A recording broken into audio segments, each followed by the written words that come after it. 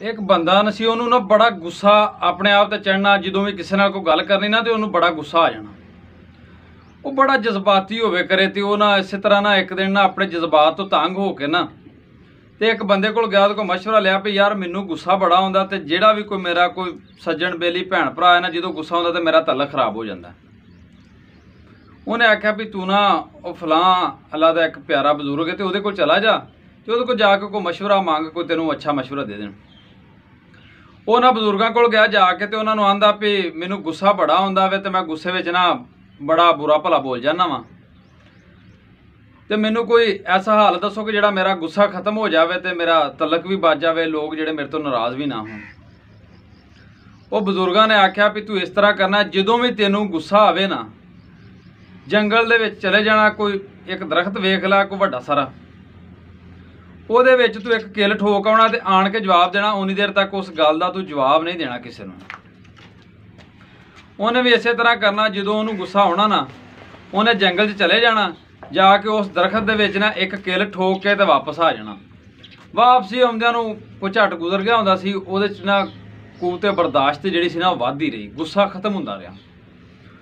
कोई लंबा अरसा गुजर गया इस तरह ही करदियां तो आस्ता आस्ता आस्ता ना अपने गुस्से नूं काबू पा गया, कंट्रोल कर गया। गल ये भी तुसीं जिहड़े पासे भी चल पैंदे जे ना आस्ता आस्ता तुसीं उहदे विच जरूर कामयाब हो जांदे जे एक दिन। वो उन्हां बजुर्गों कोल गया तो जाके उन्हां नूं आंदा भी तुहाडी वजह तो ना मेरे च बर्दाश्त वध गई है, गुस्सा बहुत ज़्यादा मेरा घट गया तो मैं तुहाडा शुक्रिया अदा करने वास्ते आया वां कि तुसीं एक मैनूं अच्छा तरीका दस्सिया।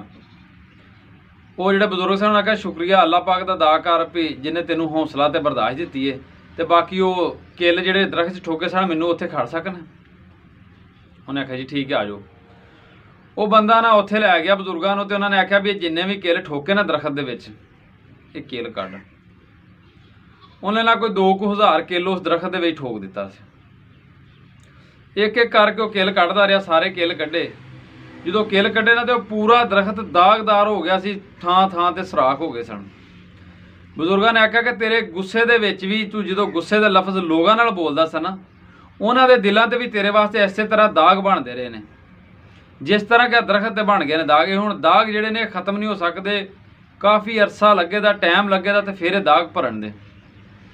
इस तरह ही तेरे जिहड़े कौड़े लफाज सन जिहड़ी तू बदतमीजी लोगों ने करदा रहा, गुस्से दे विच बोले लगे लफज वो लोगों के दिलों के दाग बनाते रहे हैं।